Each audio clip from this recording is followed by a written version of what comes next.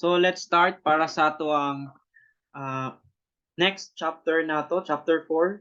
We have here the exponential functions. So we will tackle about exponential functions, graph of exponential function, and a lot more. So first here, in this chapter, we study the new class of functions called exponential functions. So for example, we have a function here, f of x equal to 2 to the power of x. Okay? So, kana siya, nga to the power of x, ginatawag siyang exponential function with the base 2. So, kung tanawan nato, once the value of x is increasing, nagkadako ang value niya sa iyang function. To the power of 3, 8, to the power of 10, to the power of 30. Okay? And so on. So, dira na dahil mosulod ang exponential function. So, we have here the definition of exponential function. Diretso na sa definition na ha. So, we have here the exponential function with base a is defined for all real numbers x by f of x equal to a to the power of x. Where ang a nato, mao na siya ang base. Then, ang ato ang x, of course, exponent. Okay? Make sure nga ang ato ang a is non-negative, meaning a is greater than 0 and hindi pwede equal to 1. Kay 1 to the power of x is always 1 baya. Diba? Bahalag 1 to the power of 1 million pa na 1 maghihapon. Okay? So dapat dili siya equal sa 1 kay dili magamit ang exponential function nato. So yun nga, na-mention na ako, to the power of x, meaning ang base nato 2, 3, saka 10. Okay? So muna sila ang base. Okay? So we have here the following example. Make sure you can use your calculator para ma-verify natin ang result. So f of x equal to 3 to the power of x. We just have to evaluate the following. So we have here the function f of 2. Okay, ang 2 meaning mo na siya imo ang x. Okay? So meaning kaning 2 mo na mo i-substitute diri sa x. Okay? So mahimo na siyang 3 to the power of 2. Okay? So the answer is 9. Hindi natin mga calculator ha, you make sure na ma-practice niyo ninyo. How about negative 2 over 3? Okay, so meaning 3 to the power of negative 2 over 3. Then use your calculator to make this result. Okay, decimal na siya. Pwede po pi, 3 to the power of pi, or you can say 3 to the power of 3.14, 31.544. Then, pag square root of 2 naman, 3 to the power of square root of 2, the answer is 4.7288.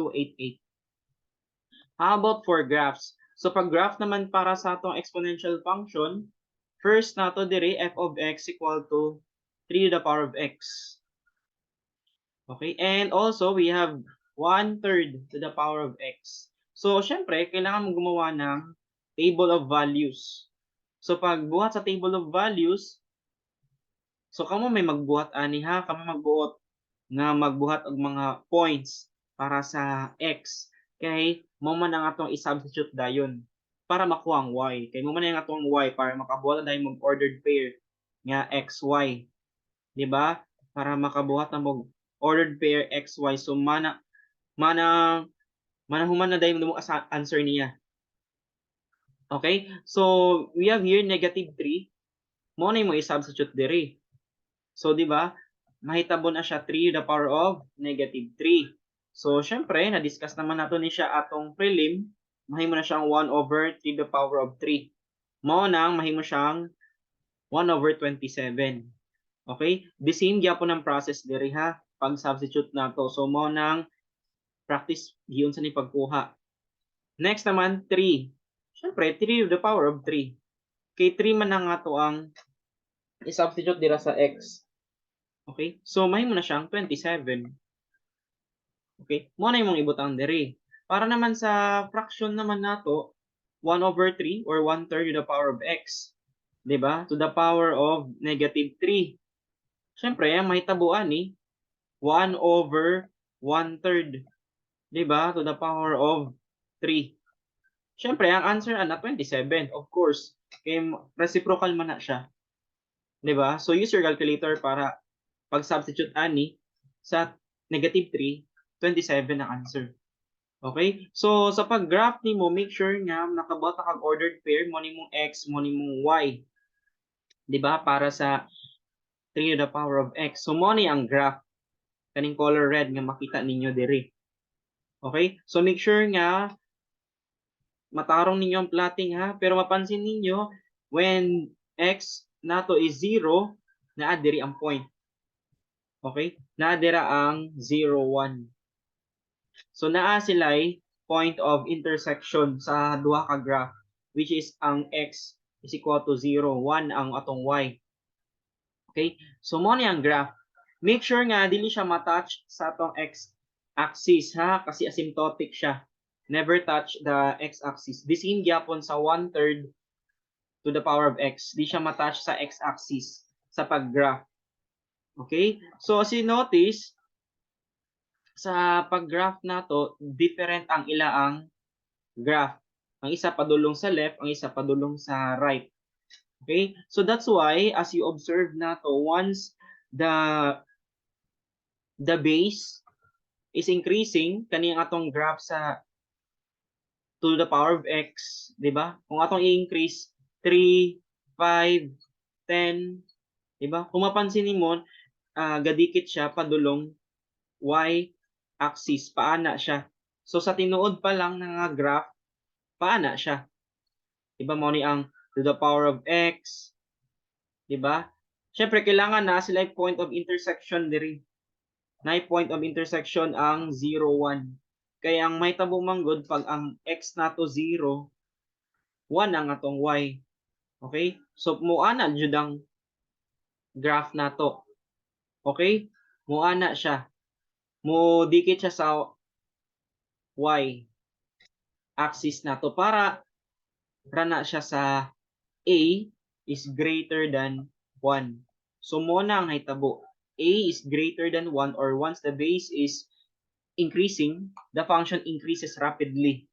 Pero kapag fraction naman, a nato is naa siya sa boundary ng 0 to 1.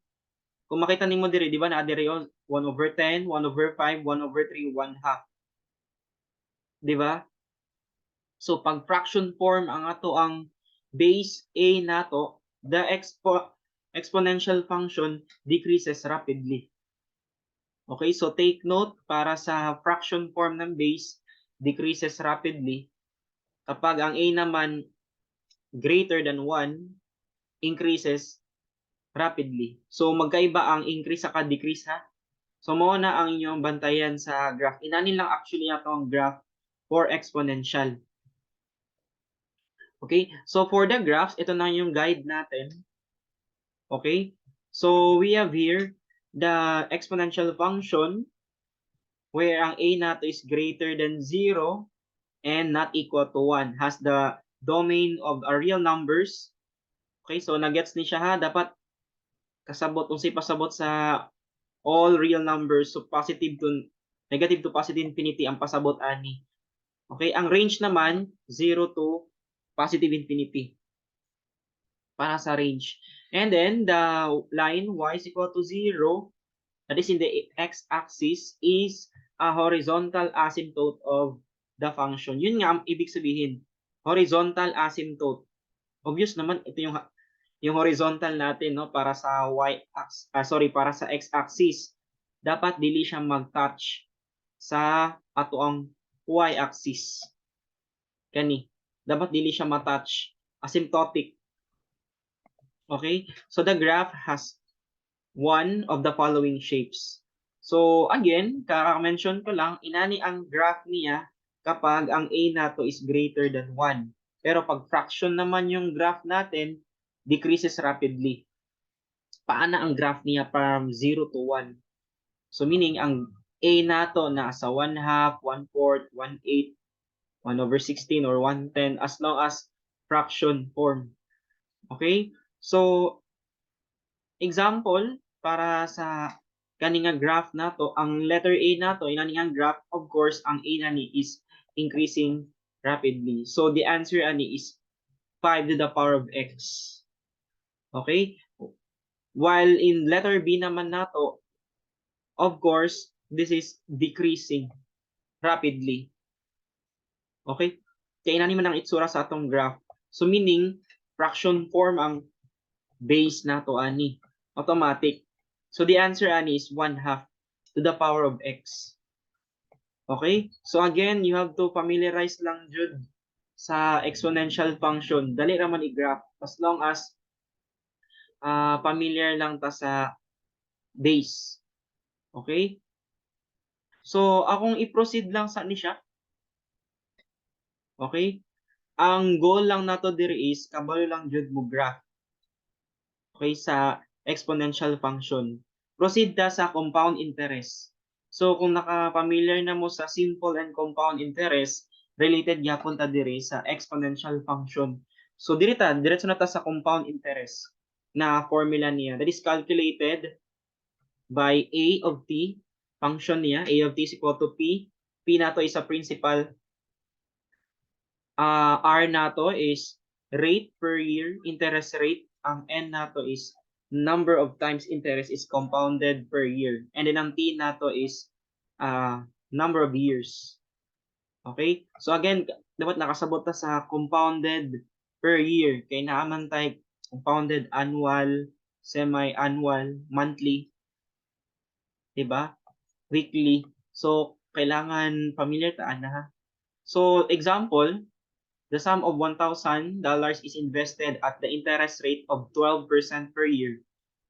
Find the amount in the account after 3 years if the interest is compounded annually. So, na-mention niya dire, compounded annually, ang N nato ani 1. Pag semi, 2. Pag quarterly, 4. Okay, pag monthly, 12. Okay? Ano naman dire sa table? Pag daily, 365. So, mo na imong N. Okay, so kung naka-familiar pa mo ani sa compounded interest, dali ra siya. Pero pag nalimot na, familiar dapat ta sa formula, gamiton nato na siya. Kay naman tay guide diri. So ang P nato is $1,000. Ang R nato or ang rate is 12% interest rate, and then ang time nato is 3. Because na mention niya diri after 3 years. So mo na imong i-substitute lang diri.